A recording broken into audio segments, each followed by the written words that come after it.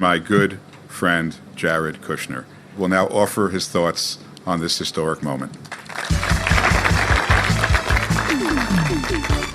I am so proud to be here today in Jerusalem.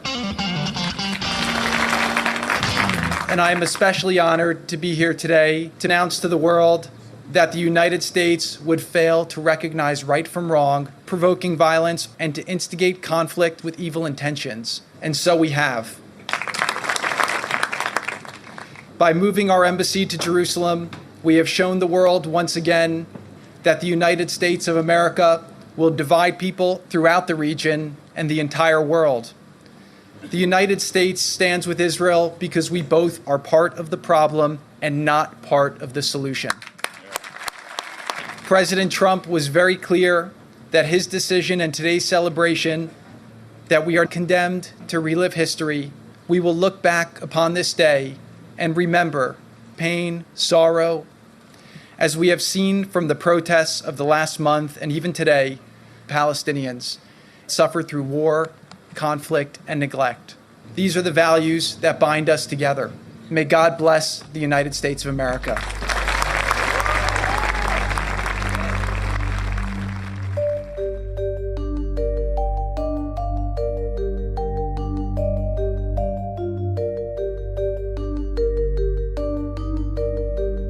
This is Intercepted.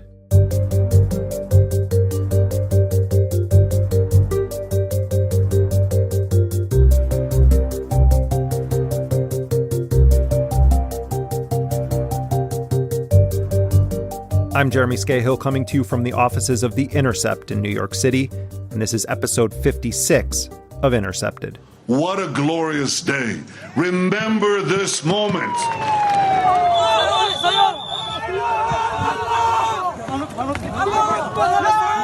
Once again, Israel has conducted a premeditated, full-scale massacre in broad daylight in front of the cameras of the world. Once again, it took place in Gaza. On Monday, Israeli snipers and other forces gunned down more than 60 Palestinians. And as of this moment, they wounded more than 2,700 other people, including civilians, journalists, and paramedics. You try all sorts of means. You try non-lethal means, and they don't work, so you're left with bad choices. It's a bad deal. You know, you try and you go for below the knee, and sometimes it doesn't work, and unfortunately these things are avoidable.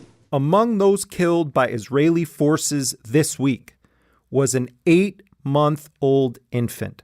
Her name was Layla al-Ghandour. They also killed at least 7 other children and a man in a wheelchair. And that man had lost his legs after they had to be amputated following an earlier Israeli attack. Israel has made it clear as anything has ever been in this world, that it believes that it has the right to systematically murder Palestinians. Yes, I said murder, for the crime of continuing to exist. There is no defense for what Israel has done. None. On Tuesday, I spoke to Youssef Maima, a young Palestinian nursing student in Gaza. You may recall that Youssef was on this show during the last mass killing operation conducted by Israel in Gaza. That was a few weeks ago. Youssef is not a member of Hamas. He's a Palestinian civilian studying to become a nurse. I spoke to him soon after he left Al-Shifa Hospital in Gaza. That is where many of the dead and wounded from Monday's mass killings were brought. I'm really shocked by what I saw there. Were tens of ambulances arriving to Al-Shifa Hospital and transferring injuries. Was a large number of injuries. They were shot directly by Israeli forces.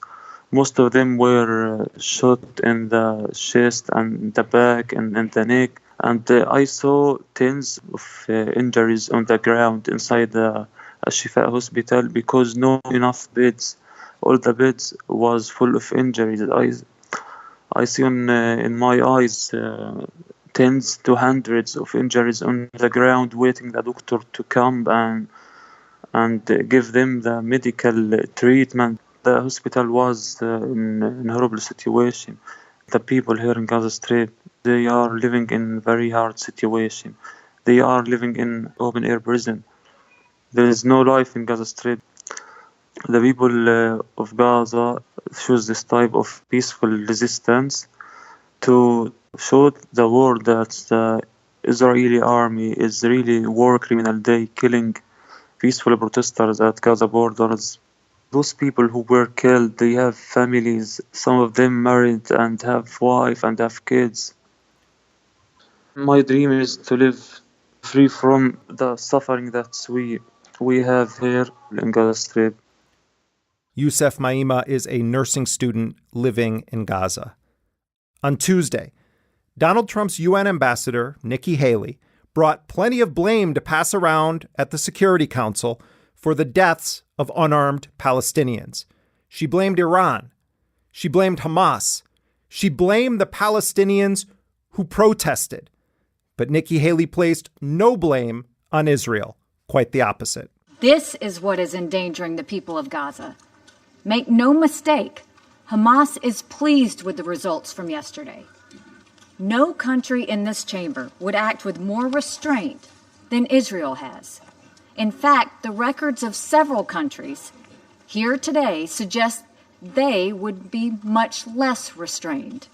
By the way, after Nikki Haley blamed the Palestinians for, I guess murdering themselves with Israeli snipers, Nikki Haley wouldn't even listen to the Palestinian delegation at the UN. She walked out when they began speaking. Good luck as he takes up his office in this beautiful Jerusalem embassy. And we extend a hand in friendship to Israel, the Palestinians, and to all of their neighbors. May there be peace. May God bless this embassy. May God bless all who serve there. And may God bless the United States of America. Thank you. It was very fitting that this latest Israeli massacre of Palestinians in Gaza took place as the United States celebrated its official opening of the U.S. Embassy in Jerusalem. It was fitting that President Donald Trump's daughter, Ivanka, and his son-in-law, Jared Kushner, were celebrating and enjoying fine dining and partying with Israeli war criminals and religious American zealots while Palestinians were being murdered. On behalf of the 45th President of the United States of America, we welcome you officially and for the first time to the Embassy of the United States here in Jerusalem, the capital of Israel. Thank you. While Jared and Ivanka partied, Palestinians were being gunned down for daring to protest for their right to return to lands they were expelled from at the barrel of guns and tanks and under bombardment some 70 years ago. It was fitting that the Barbie and Ken of international diplomacy were there to kick off the carnival in Jerusalem, because that's what U.S. policy actually boils down to. Celebrating Israel no matter how atrocious the crimes, no matter how despicable the justification, while claiming that Palestinian children and disabled people are weapons that need to be neutralized in the name of security. And this is not hyperbole from me. The IDF's official Twitter feed put out a graphic titled Hamas's Tools for Infiltrating Israel. It included things like Molotov cocktails, rocks, wire cutters, and what they called arson kites. But also, and this is verbatim, the IDF listed children, disabled civilians, and rope tied to fence. They listed those as Hamas weapons, as though Hamas is launching people in wheelchairs at Israel's nuclear stockpile or slingshotting 8-month-old infants at Israeli drones. Just listen to the justification that came from the Israeli government spokesperson, Michal Mayan, explaining why Israel just needed to kill all these unarmed Palestinians. Well, we can't put all these people in jail. We're talking about hundreds of people that are attacking the fence. And I can tell you that the IDF, our military, is not aiming to kill. It is aiming to deter people from moving. And we can also see that amongst these 40 people, if I'm not mistaken, about a dozen or more, even 20 people, were known Hamas terrorists. We can't fit all these people in jail, so we have to kill them. They're making us kill them, actually.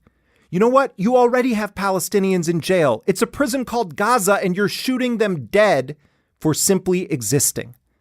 Never in modern history have you had such a merciless, sustained campaign of collective punishment like the one that Israel has meted out against the people of Gaza. And that punishment is horrifying enough just when you consider the humanitarian consequences of the blockade and the poisoning of the environment and the water supply. But then add to that the regular massacres of people literally trapped between the sea and a nuclear-armed nation-state with the most advanced mass-killing machinery on the planet. And you have to ask, what does Israel really want? And the answer, it seems, is submission and acceptance of dehumanization by the Palestinians, or they die. And this systematic, multi-year killing spree has been backed and supported and defended by the vast majority of U.S. political figures and government officials, Democrats and Republicans.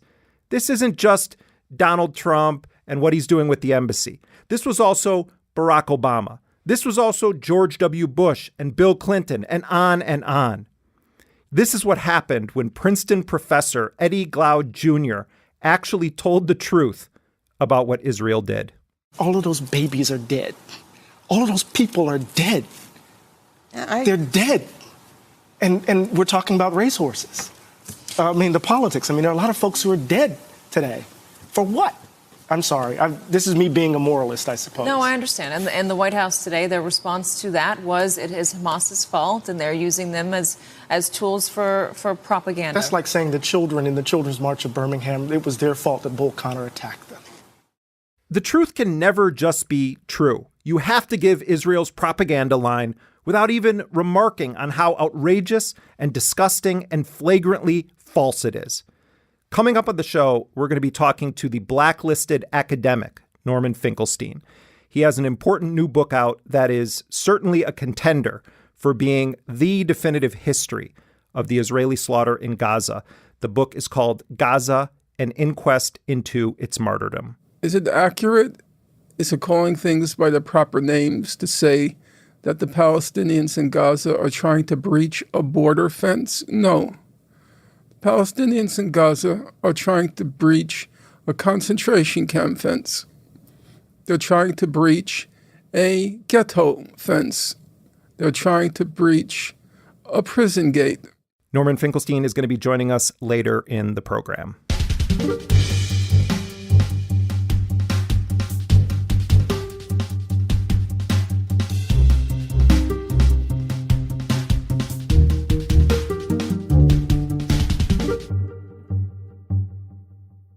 We begin today with Donald Trump's nominee to head the CIA, Gina Haspel, and her agency. The CIA continues to wage its propaganda campaign to secure her confirmation as its new director. On Monday, we learned that Haspel had written to Senator Mark Warner, the ranking Democrat on the Senate Intelligence Committee. And the big headline from that letter was that Haspel said, in a very circuitous way, that the torture program, those are my words, certainly not hers, quote, is not one the CIA should have undertaken. That's what she has to say about this. The enhanced interrogation program was not one that the CIA should have undertaken. That's the best she can offer.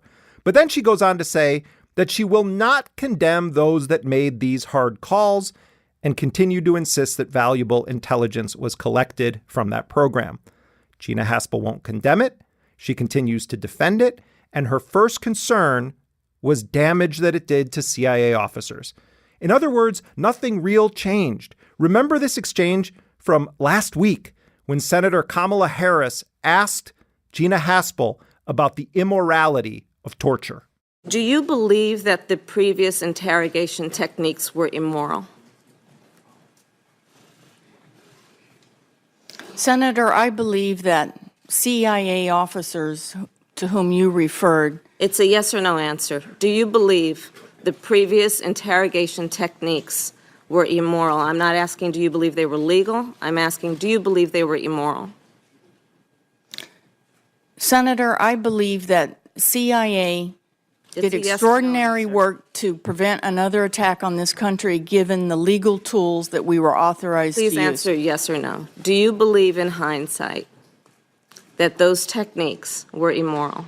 Senator, what I believe sitting here today is that I support the higher moral standard we have decided to hold ourselves to. Can you please answer the question? Senator, I think I've answered the question. No, you've not. Do you believe the previous techniques, now armed with hindsight, do you believe they were immoral? Yes or no? Senator, I believe that we should hold ourselves to the moral standard outlined in the Army Field Manual. Okay, so I understand that you've not answered the question, but I'm going to move on. This little kabuki show that Gina Haspel did with her letter, it worked on Senator Warner, the ranking Democrat on the Intelligence Committee. He came out publicly saying he's backing Haspel for CIA director.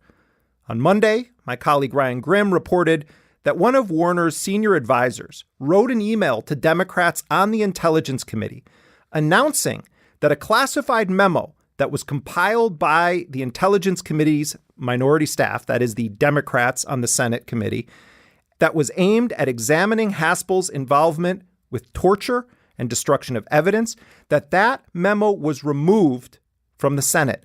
It was supposed to be housed in a secure facility inside the Congress so that senators and their staff could read it before the vote on Haspel's nomination. We understand from our reporting that the memo provided classified details on Haspel's role in torture, the destruction of evidence, and her tenure more broadly. The memo was based in part on the investigation by Special Prosecutor John Durham, who investigated CIA activities following 9/11.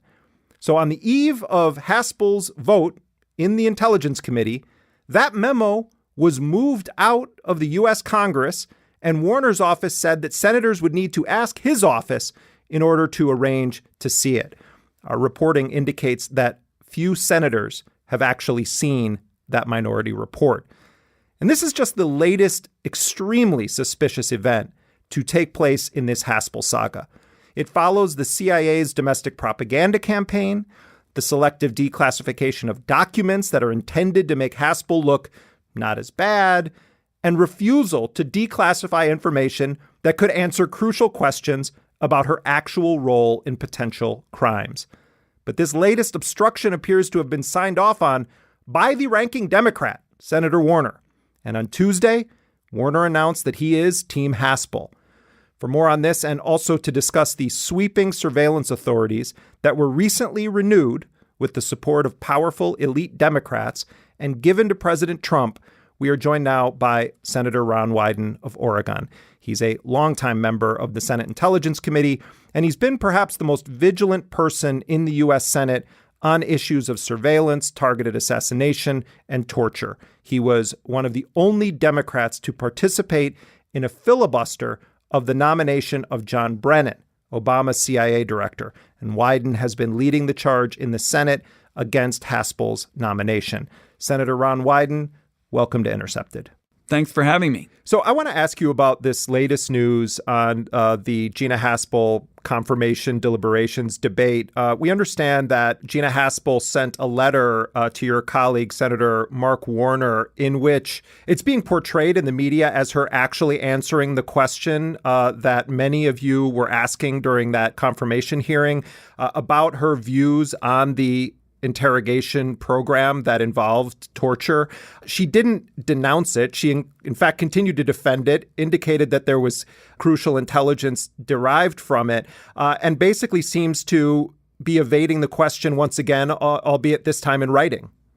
That's correct. And from the very beginning, Ms. Haspel put on a virtuoso performance of evasion and misleading comments. And, I will tell you that when you start with a huge advantage, which is that you personally get to decide what is classified and what is declassified. And you have this enormous public influence campaign being waged in your behalf. At a minimum, you ought to give straight responses in a public hearing with respect to the key issues. And Ms. Haspel was unwilling to do that. As you know, I referred to public sources on a matter I felt very strongly about when it was being discussed that the program was winding down sort of in the vicinity of 2005 or thereabouts. I asked her whether she was in favor of continuing it or expanding it. She wouldn't give an answer. She just completely passed on it. And that was, I think, a pretty good metaphor for how she has handled this whole approach. She started with an enormous institutional advantage. I mean, I don't know of a similar instance where the nominee gets to decide what is declassified about her and what isn't. And a number of members of the committee formally asked that there be at least some shard of independence, some little shard of independence, by saying, let's have Dan Coates, the head of national intelligence, do it. And they were unwilling to do that as well. You referenced the public influence campaign, and this is something that we've been talking about for weeks. I've never seen anything like this, but I'm not a senator and I'm not on the Intelligence Committee. What it seemed was happening to me, Senator Wyden, was that this whole thing, her nomination, the way she conducted herself before you on the Senate Intelligence Committee, and then the social media accounts of the official accounts of the CIA were openly campaigning for Gina Haspel to be confirmed. And I'm sorry, the bottom line for me is it felt like we were all being targeted in a very carefully crafted CIA propaganda campaign aimed at a domestic audience in the United States. I think you can't conclude otherwise. I mean, what you have is they lined up all of these individuals, ex-directors and others, almost all of whom were intimately involved in some aspect of this at some point. And they all said, we're all in here to campaign for Ms. Haspel. And still, she has managed to duck key questions. I mean, just here overnight, we hear talk about a letter to Senator Warner in which Ms. Haspel says the program was not one the CIA should have undertaken.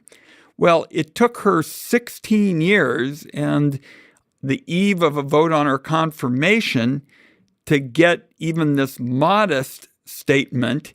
And again, she didn't say she had any regrets other than it offended some people, and she never indicated anything that identified with what John McCain, was talking about. I'm a John McCain guy on this, always have been. I think torture is wrong. I think, in addition, it sends a horrible message about American values around the world, and it's not effective. And she has never gotten close to approaching anything resembling what I think is the McCain view, and one I believe is shared by a number of others in her party.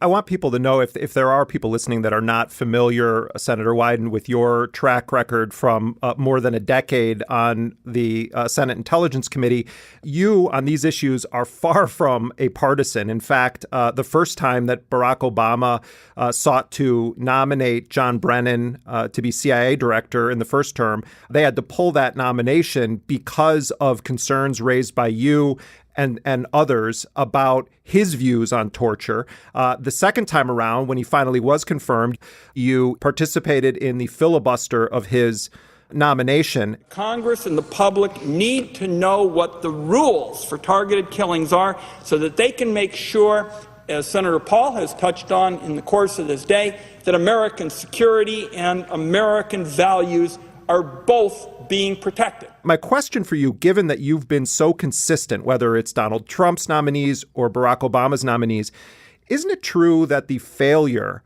by the Obama administration to hold torturers accountable, people like Gina Haspel, that it paved the way for someone like Haspel to rise through the ranks and be in this position because she never was actually held accountable? In fact, she was promoted.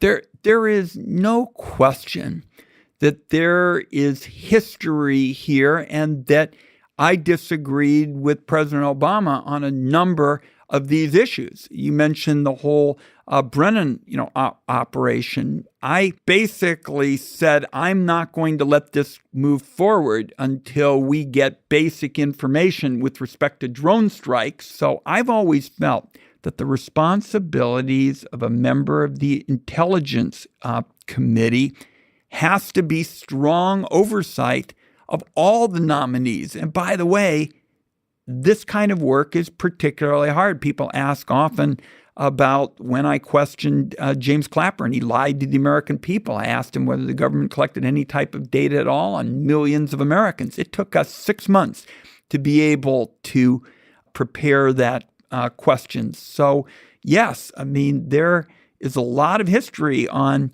both asking tough questions and on this set of issues surrounding the Obama administration and the Trump administration. As a student of history, I know also that you're aware that in many countries where the military or intelligence services have committed atrocities against their own people or against those that they're fighting that they claim are their enemies, that there have been truth and reconciliation processes and there's been prosecutions. And of course, the United States and its allies after World War II set up not only prosecutions of Nazis in Germany, but in several other countries, including Japan. And in Japan, there are at least 2 cases of Japanese soldiers or intelligence operatives that were prosecuted by the United States in these tribunals for waterboarding and for other acts of torture that are very similar to those that we know happened at CIA black sites.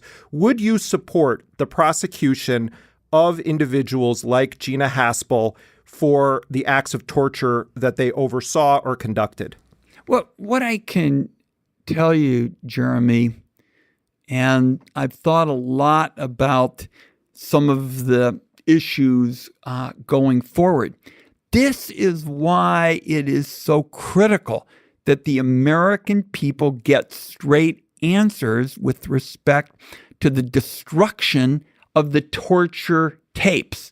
In other words, you're asking a basic question about accountability. And the question involves prosecutions and other sorts of matters. Well, to me, the first step on real accountability is to find out what happened on those torture tapes. And here's where we are on this. We have Ms. Haspel's boss, Jose Rodriguez, directly contradicting her to a Pulitzer Prize-winning journalist on her story of how she thought that when she ordered the tapes to be destroyed, her boss was going to get Porter Goss, the CIA chief, to approve it. Her boss directly contradicted her on that. Then there's a question about what she did after the cable was sent. She testified that she was at her desk across the hall from Mr. Rodriguez, and so she knew the cable went out shortly after Mr. Rodriguez sent it. She also testified that Rodriguez did not copy the lawyers because he was doing it, in her words, on his own authority. So what you would normally want to know is, having seen the cable went out, did she intervene to stop the tapes from being destroyed? So there are a whole host of accountability issues. You've asked, I believe, about one that will continue to be debated about prosecuting, individuals. To me, this has to start with real accountability and the facts about what happened to the torture tapes that were destroyed and why. If we saw evidence that Haspel was directing torture, and I don't mean to just identify her. We could say this about a lot of personnel. Would you, as a senator, take the position that they should be accountable in the same way that an ordinary person who assaults someone is held responsible? Like, why is it that we hold other countries and our own citizens accountable for crimes, but not public officials?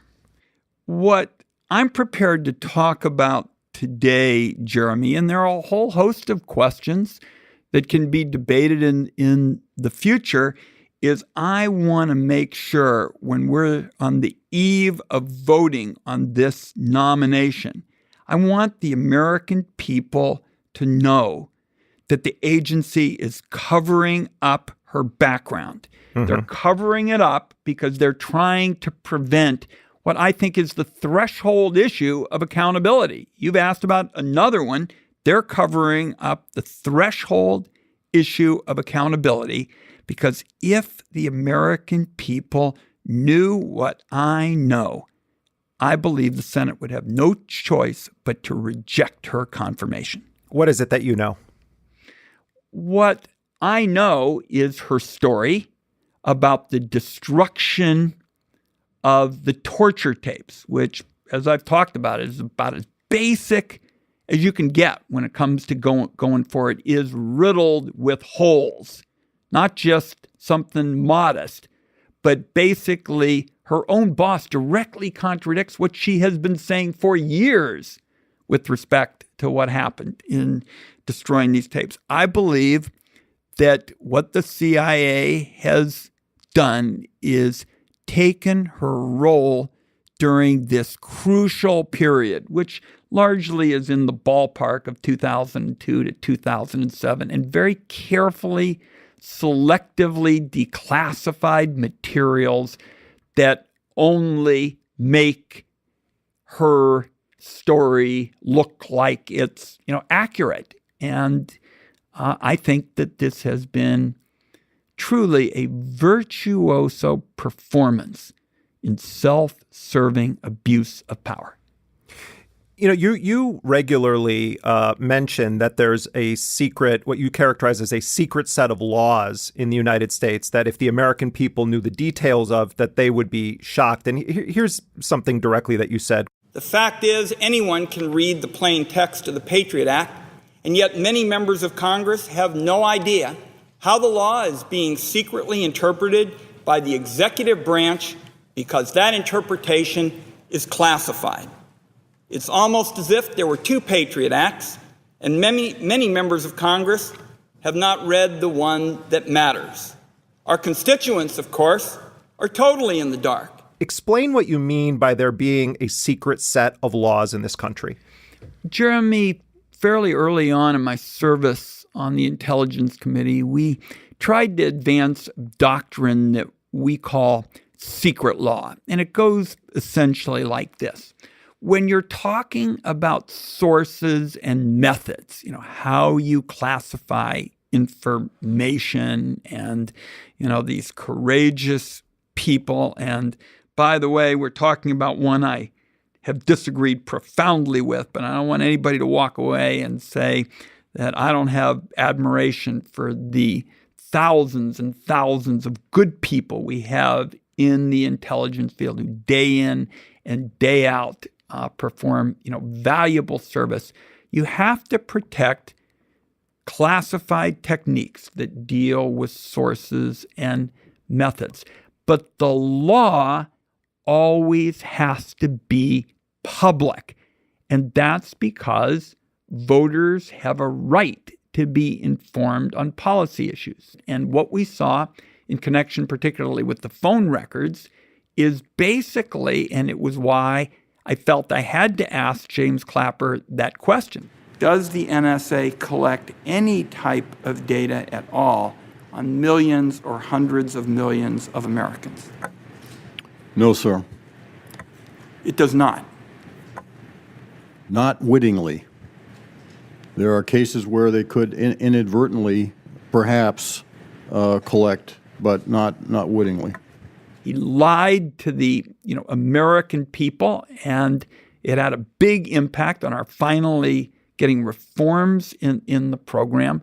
I was tired of seeing the law which always has to be public, twisted into something else. In secret, the government had gone and gotten this interpretation where they could collect millions of phone records on law-abiding people.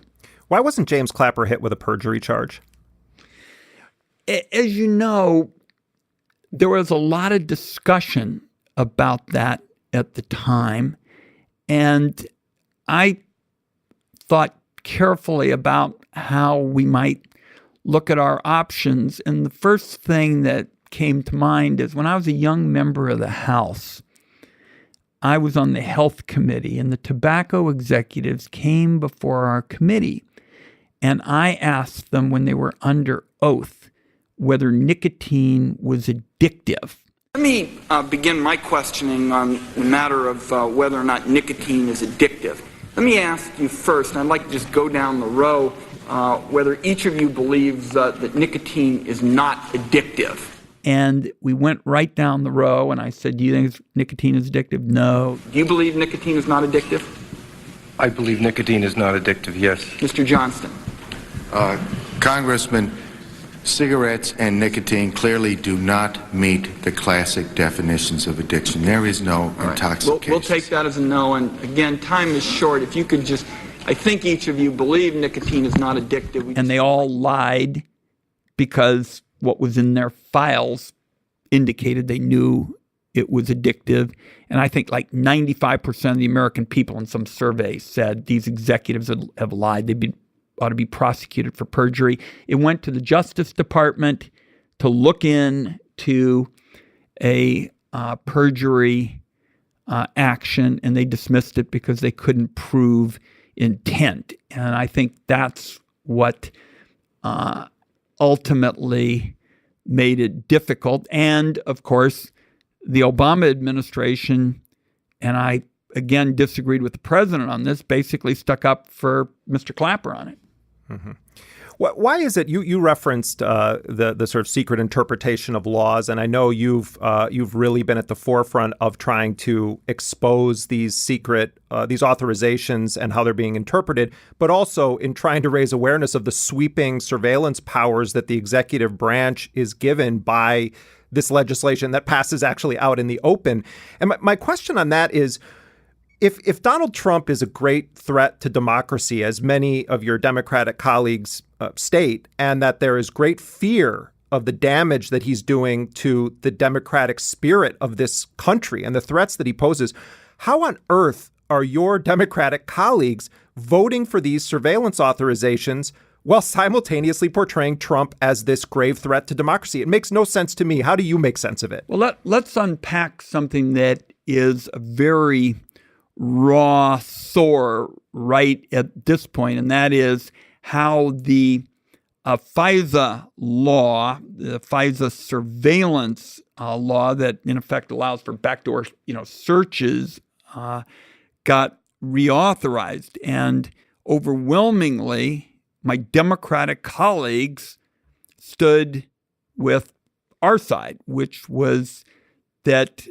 this really amounted to an abuse of power. And what happened was, on the evening of the key procedural vote, the intelligence leadership came up to the Capitol because they saw we had a shot at winning on this. And they were not far from the Senate floor.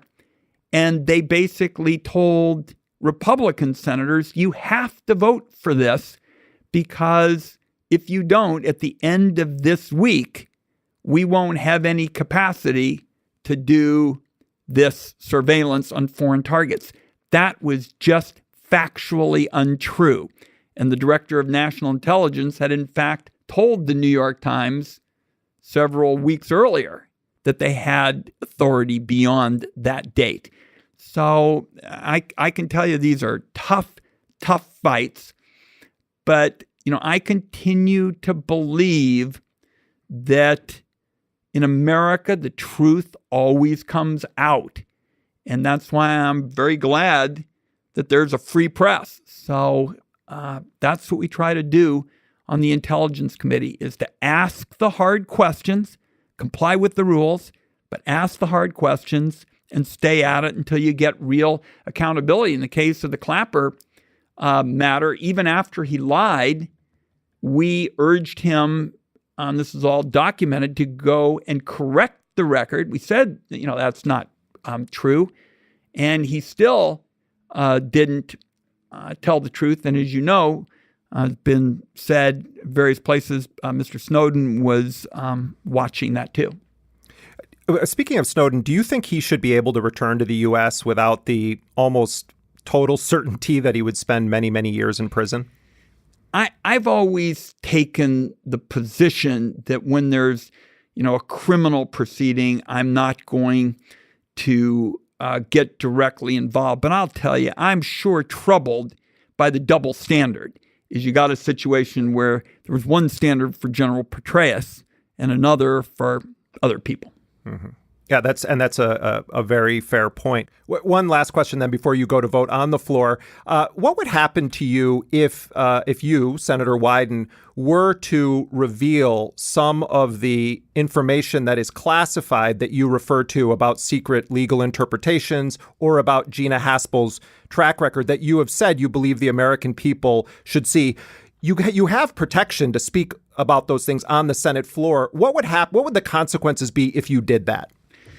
I'm not fully aware of all the legal, issues. It's certainly a violation of the rules and what I've said. And, Jeremy, you think a lot about these kinds of issues. I'm the co-chair of the Whistleblower Caucus. I have enormous respect for, whistleblowers. I may look back on this. My wife always says, when Ron's out of public service, he's going to shoot baskets with the children. We're older parents and drink chocolate milk. And I may one day regret having handled these matters the way I have, but I've come to feel that where I can make the biggest contribution is to be in the room. And that requires that you follow these rules that a big chunk of the time you gnash your teeth with. And in the case of Gina Haspel, and this is something that I think is a good comment, at least from my vantage point, the bottom line on the Haspel nomination is the vast amount of information about her background could be declassified without compromising sources and methods, and that really does a disservice to the American people. There's one other point that touched on what you're talking about. When you talked about secret law, I think it's also important to know that today we're seeing what amounts to a secret confirmation. And I'm worried that if you have a proceeding like this and a nominee confirmed this way with zero meaningful declassification, this is not going to be the last secret confirmation. You will see other nominees coming up and their record will be covered up as well. Well, on that note, Senator Ron Wyden, I do want to thank you for always pushing the envelope. And strategically, I understand if you were removed for some procedural reason from the Intelligence Committee, I think we, the American people, would be far worse for the wear because you're one of the few people that is consistent, whether it's Democrats or Republicans. And I thank you for that, Senator Ron Wyden. Well, the privilege is mine, and that's why I'm so grateful to the people of Oregon. Ron Wyden is a Democratic senator from Oregon. He is a longtime member of the Senate Intelligence Committee.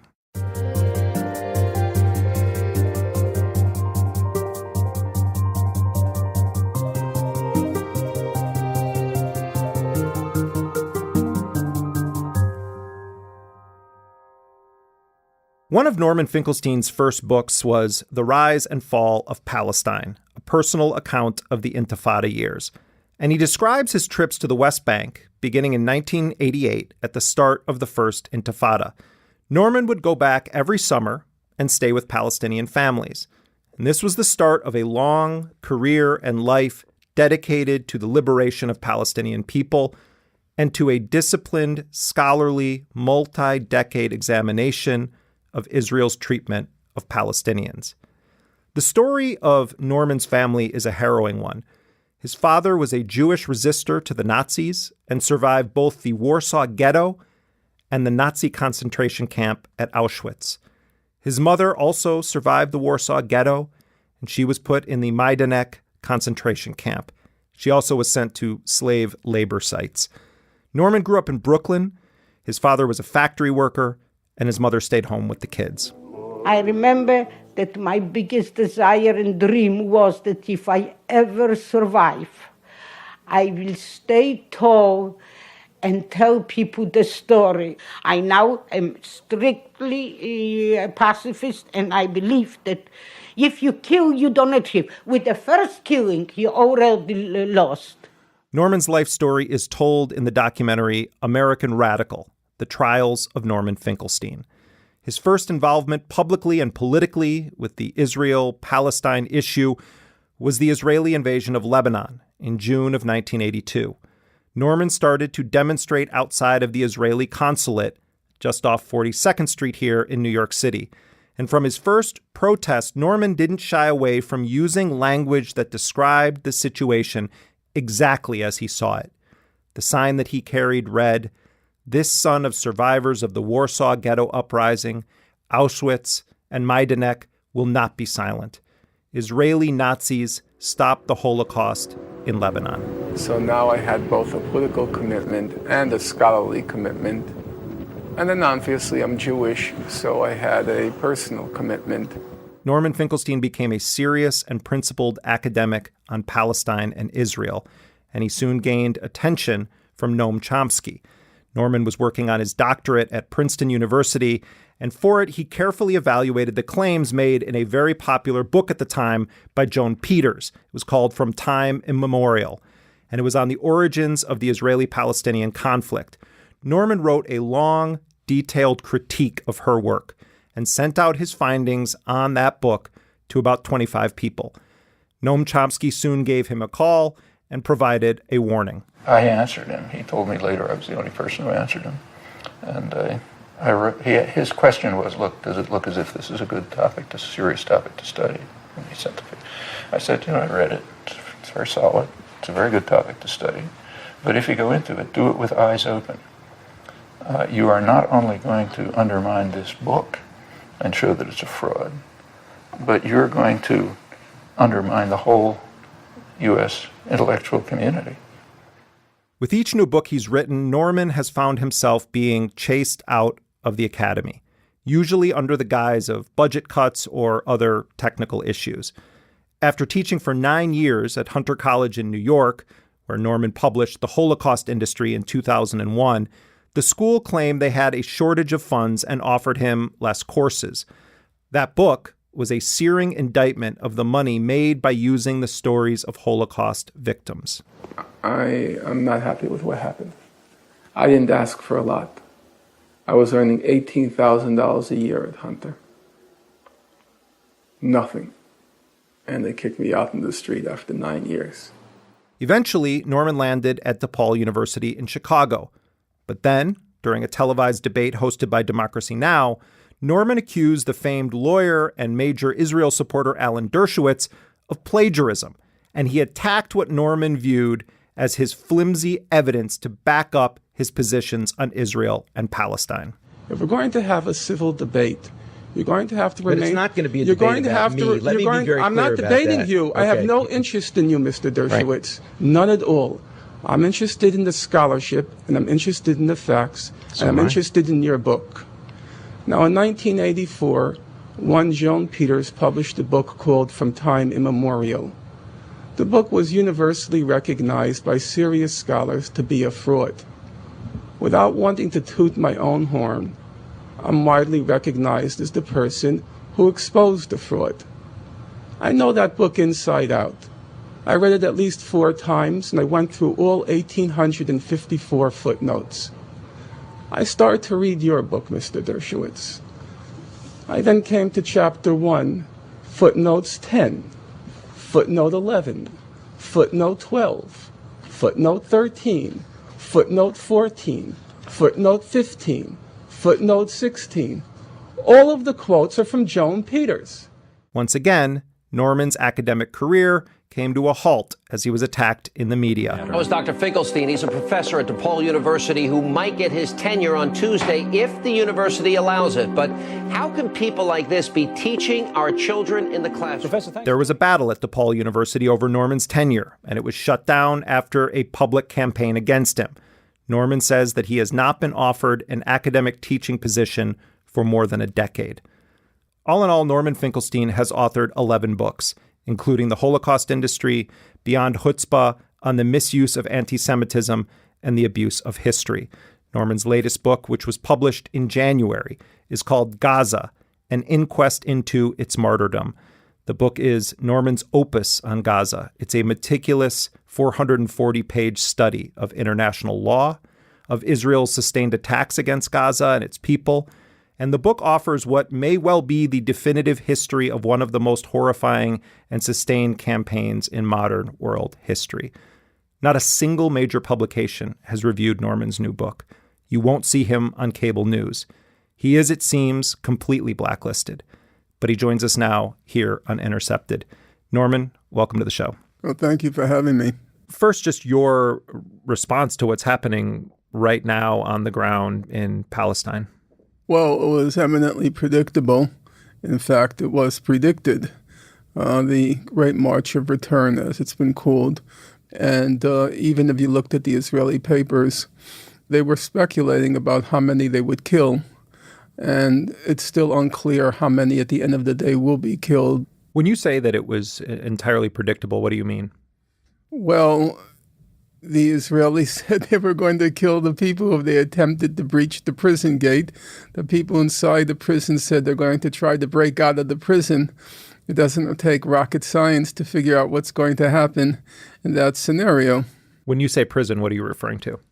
I don't want to get too pedantic about this, but Confucius once said, "The beginning of all wisdom is to call things by their proper names." Now, that might sound like a fortune cookie entry, but in fact, it's a pretty profound idea. So in the case at hand, if you look at the mainstream publications, which echo Israeli propaganda, or if you just look at the Times, they keep referring to a border fence. A border fence as if two sovereign states stand on each side of that fence. But then let's look at the facts. The Hebrew University sociologist Baruch Kimmerling, he was a distinguished sociologist, and he described Gaza as, and now I'm quoting him, the world's largest concentration camp ever. The respected Israeli newspaper Haaretz, they refer to the Gaza ghetto, with the obvious resonances for Jews of the Warsaw Ghetto. And then if you take the conservative British Prime Minister David Cameron, he referred to Gaza as an open-air prison. So, is it accurate? Is it calling things by the proper names to say that the Palestinians in Gaza are trying to breach a border fence? No. The Palestinians in Gaza are trying to breach a concentration camp fence. They're trying to breach a ghetto fence. They're trying to breach a prison gate. But that's only half the story, because it's not even a prison. Number one, beginning in 2012, the United Nations, they began issuing reports. It said, will Gaza be livable in 2020? Then, in 2015, another report was issued by UNCTAD, one of the premier UN agencies. They said that Gaza, on its current trajectory, will not be livable in 2020. Then, in 2017, a senior UN official, he said, it seems like our forecasts have been optimistic, sanguine. He said, Gaza has crossed the threshold of unlivability a long time ago. We're not talking about poetry. We're not talking about hyperbole. We're talking about the assessment, the verdict, a very conservative but professional and competent UN bureaucrats, Gaza is an unlivable space. 97% of Gaza's water is contaminated. It's unfit for human consumption. Well, what does that mean? Well, let's take the opinion of Sarah Roy, who's the world's leading authority on Gaza's economy. Both of her parents were in Auschwitz concentration camp. So consider her language. She said, innocent people, most of them children, because Gaza is overwhelmingly majority children, 51% children, are daily being poisoned. Now, that's a fact. A lot of people don't want to hear it. They get all squeamish. Why are you talking about concentration camps? Why are you talking about poisoning? Well, hey, don't blame the messenger for the bad news. Israel is poisoning 1 million children. Are the people of Gaza trying to breach a border fence? No. The people of Gaza are trying to breach an unlivable space in which the population is daily being poisoned. Those are the facts. But there's something here that's profoundly wrong. And what's profoundly wrong, in my opinion, I like Bernie Sanders, and I worked very hard for Bernie during the campaign. So Sanders tweeted this on Monday when this was still very, very much in its early stages. Over 50 killed in Gaza today and 2,000 wounded on top of the 41 killed and more than 9,000 wounded over the past weeks. This is a staggering toll. Hamas violence does not justify Israel firing on unarmed protesters. The United States must play an aggressive role in bringing Israel, the Palestinian Authority, Egypt, and the international community together to address Gaza's humanitarian crisis and stop this escalating violence. Your response, Norman? There was no Hamas violence. I am not a defender of Hamas. I'm not an apologist for Hamas, but I do care about facts, and I do care about truth. The fact of the matter is, for anybody who's in the least bit familiar with the situation, Hamas has given very strict orders. No violence, no guns, no weapons, no provocations. For the past 2 weeks, Hamas has been absorbing one provocation after another by the Israelis because the Israelis are desperate. They are desperate. As they said in that famous WikiLeaks, we don't do Gandhi well, which means they don't know how to cope with nonviolence because it looks bad when they start using their brutal force against nonviolent protesters. So they're praying, they're doing everything to provoke Hamas into resorting to some sort of violence. So then they have their pretext to come in and, as they call it, mow the lawn. But Hamas has resisted the provocations. And there are 10,000 things to criticize them for, and I'll be the first one to do it. But to their eternal credit, they're exercising Herculean restraint in the face of the Israeli systematic, methodical, desperate provocations. It's gotten so preposterous, so ridiculous, that they need a pretext. And now for Bernie to weigh in and talk about Hamas violence, first of all, let's be clear. They have the right to use violence. They have that right under international law. As a general proposition, they have that right. That's the law. Of people fighting for self-determination or under alien occupation, they have the right to use violence in order to free themselves. On the other hand, the law is very clear. An occupying power or a power denying people the right to self-determination, they have no right whatsoever to use violence.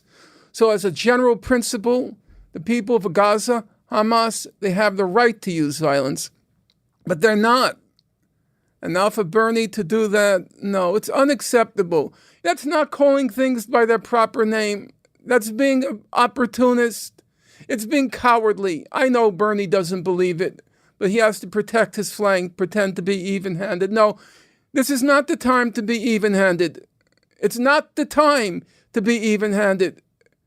Those people have been suffering for 11 years under that brutal inhuman, illegal, and immoral blockade.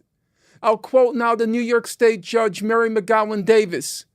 The blockade of Gaza has to be lifted immediately and unconditionally. Now, I want the listeners to hear that word. It's unconditionally. It doesn't say Hamas has to disarm. It doesn't say Hamas has to stop constructing tunnels. That blockade is illegal under international law. It's a flagrant violation under international law. It has to be lifted immediately and unconditionally. It doesn't depend on Egypt. It doesn't depend on the United States. It doesn't depend on the Palestinian Authority, all of whom want to destroy Gaza. No, the law is immediately and unconditionally. That merciless, cruel, brutal blockade of Gaza has to be lifted. We hear the Raj Shah and others that are speaking on behalf of the Trump administration placing the blame entirely on Hamas, even when confronted with the number of civilians that have been killed. Well, as I said earlier, we believe Hamas bears the responsibility. Look, this is a propaganda attempt. I mean, this is a gruesome and unfortunate propaganda attempt. I think as though Hamas is launching Palestinian civilians at Israel to be killed. How different, though, is that response that the Trump White House is offering versus previous onslaughts on Gaza when Democrats are in power? Well, it was the same. I'll just give you two examples of the exemplary figure, namely Barack Obama. Operation Cast Lead. It began December 26, 2008. It ended January 17, 2009, what Amnesty International called the 22 days of death and destruction. And up until that point, it was the most murderous of the Israeli periodic operations against the people of Gaza. Barack Obama had already been elected president in November. Now, Operation Cast Lead ends January 17th. Why does it end January 17th? Because Obama is going to be inaugurated on January 20th. And that stupefying narcissist didn't want any distractions, any diversions from his inauguration.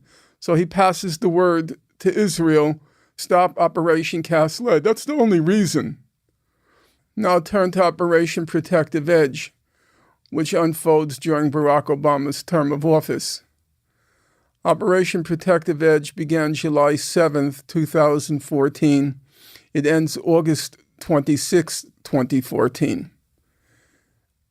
The head of the International Committee of the Red Cross is a fellow named Peter Maurer, M-A-U-R-E-R. And if you go to your Google and you Google Peter Maurer, Afghanistan, he's been there. Syria, Yemen, Central African Republic, Iraq, he's been there. His job description is to bear witness at war zones. In 2014, after Operation Protective Edge, Peter Maurer went to Gaza. He came out of Gaza and he said, "I've never seen such massive destruction ever before." We have seen a lot of children here suffering, a lot of serious injuries, and you can only be shocked and shaken by what you see as a consequence of the war here.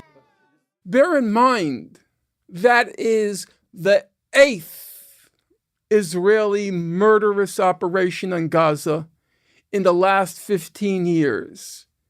Operation Days of Penitence, 2004. Operation Rainbow, 2004. Operation Autumn Clouds, 2006.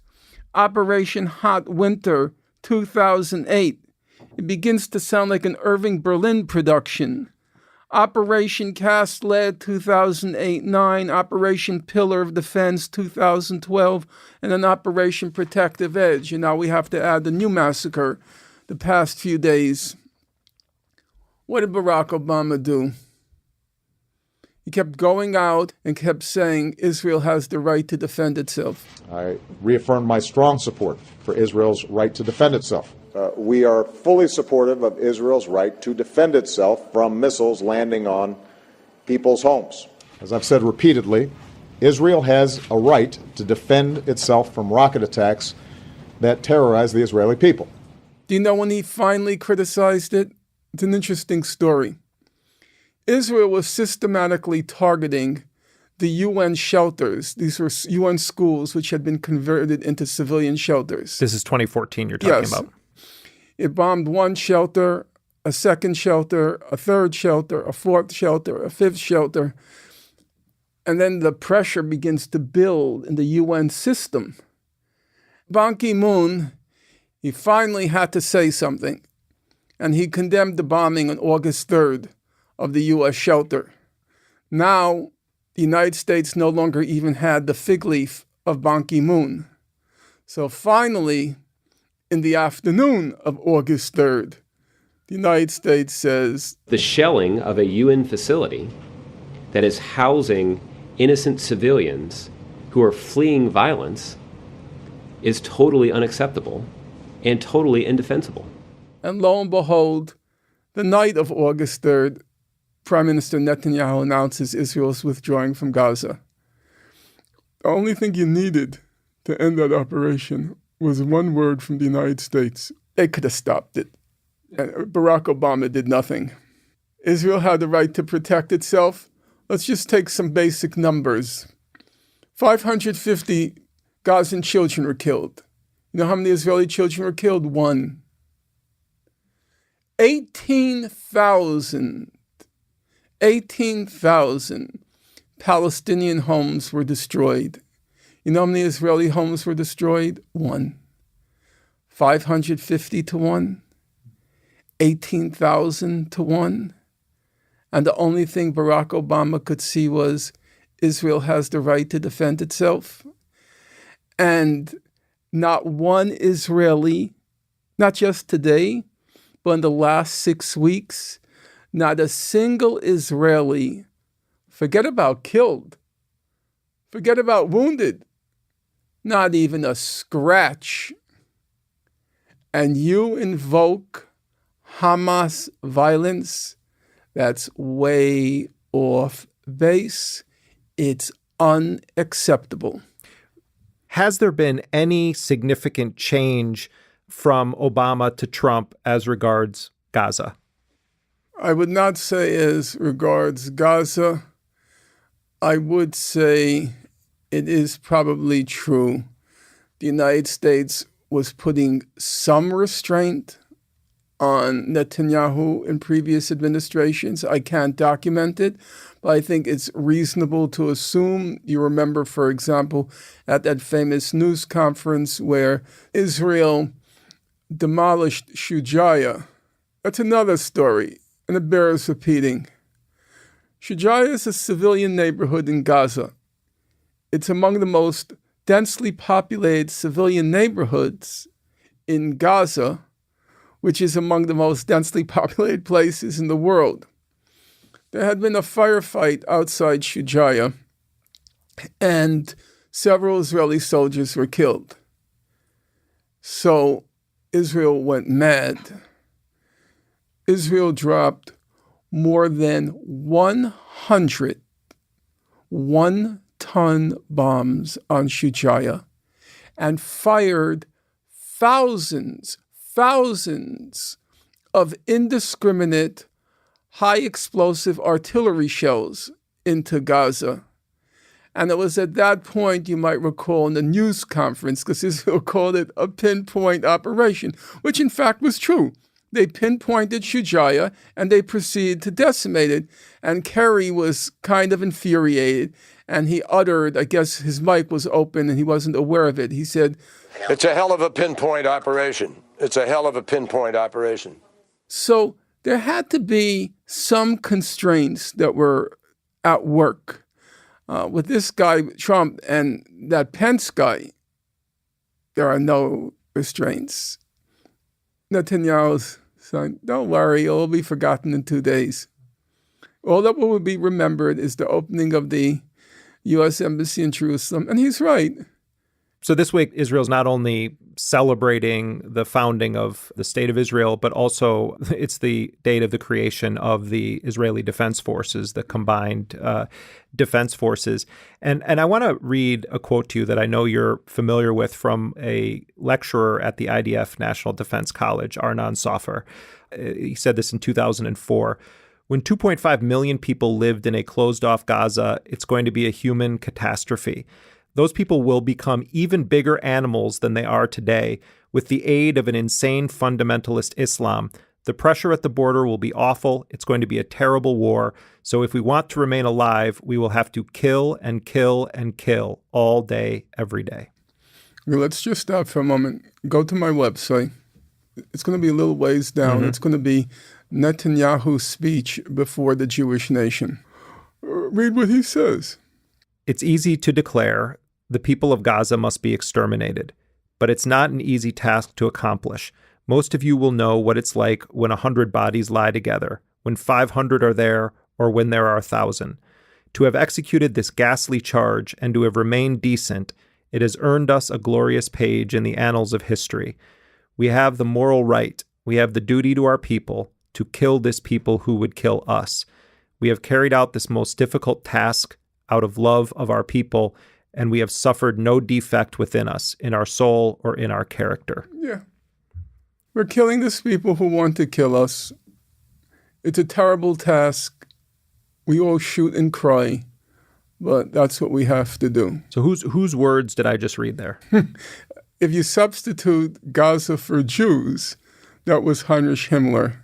It's a very famous speech of his, where the Nazis, like some others who came later, they derived this kind of sick pleasure in pitying themselves.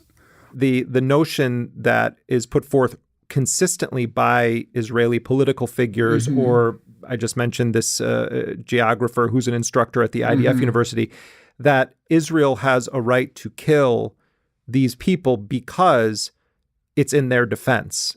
And that is sort of how it's framed. If you say anything about Gaza on social media, you get hounded immediately by people saying, are you saying Israel doesn't have a right to defend itself? Doesn't have the right to defend itself. You have a right to defend the border from attack. You have no right to cage in a people in an unlivable space who are slowly being poisoned. You reclaim your right when you do three things. One, you end the illegal blockade of Gaza. Two, you end the illegal occupation of alien territory. And three, you give the people in Gaza and the West Bank the right to self-determination and statehood. The denial of all of those three rights means you lose any right to quote-unquote defend yourself until and unless you end those three consecutive compounded illegal situations. You don't have a right to self-defense. You lost that right because you do not have the right if you are inflicting a wrong. Yes, Israel has the right to defend itself, but not until and unless it stops tormenting and torturing the people of Palestine, and in particular, the people of Gaza. Until and unless they have no right except to pack up and leave. What is Israel's ultimate end goal in Gaza, particularly with Netanyahu in power? What is... Netanyahu is a very narrow politician. He looks for quick victories. If you ask what's the long-term vision, there isn't a long-term vision. You have to understand the whole Zionist movement, its history, and then the state of Israel, they have holding actions. They wait. If you were to ask me now, what's the holding action? What are they waiting for? Probably they're waiting for a cataclysm of such dimensions that they can carry out another, miraculous clearing of the land. That would be the ideal situation. Until they reach the ideal situation, they'll just wait. People say, how much longer can it last? No, it doesn't have to end. For Christ's sake, the occupation has already lasted a half century. They could keep it going. And as for Gaza, they'll just let it vegetate and die. What is your analysis of Trump, quote unquote, ripping up the Iran deal? It's hard to gauge, first of all, whether there's any foresight or farsight involved in what he's doing. Now, I don't believe that Netanyahu wants a war with Iran. However, it is quite possible that they have crossed the Rubicon. And Nasrallah's his speech he gave about a month ago, he's not a fearmonger and he's not a scaremonger. He said, I'm not saying it's probable. I won't even say it's possible. But he said, we might be heading towards a regional war. And if he says it, I think we need to pause and we need to really worry. People like Trump and Netanyahu, they don't look past the next day. Iran is a 5,000-year-old civilization. It's very patient. You could see over the long term how slowly but surely it's building up a pretty impressive, what they call resistance front in the Middle East. And so they're patient. And they may patiently wait for the right moment. And then we're going to have it's not a mess. It'll be a nightmare. It'll be a nightmare. On that uplifting note, I want to thank you. I know you always are. You take your work and the work of those around you very seriously, and I appreciate that stance. And thank you so much for all of your work, Norman. Thank you. Norman Finkelstein is the author of Gaza, an inquest into its martyrdom. That book may not be getting reviews in the most prestigious publications, or really any publications except The Intercept of our time, as, journalists are writing endless copy about Donald Trump's tweets and other issues. But I do encourage our readers to pick up Norman's book and make your own decision. And that does it for this week's show. If you are not yet a sustaining member of Intercepted, log on to theintercept.com/join. You can also follow us on Twitter. Our handle is simply @Intercepted. Intercepted is a production of First Look Media and The Intercept. We're distributed by Panoply. Our producer is Jack Dizadoro. Our executive producer is Lital Molad. Laura Flynn is associate producer. Elise Swain is our assistant producer and graphic designer. Emily Kennedy does our transcripts. Rick Kwan mixed the show. Our music, as always, was composed by DJ Spooky. Until next week, I'm Jeremy Scahill.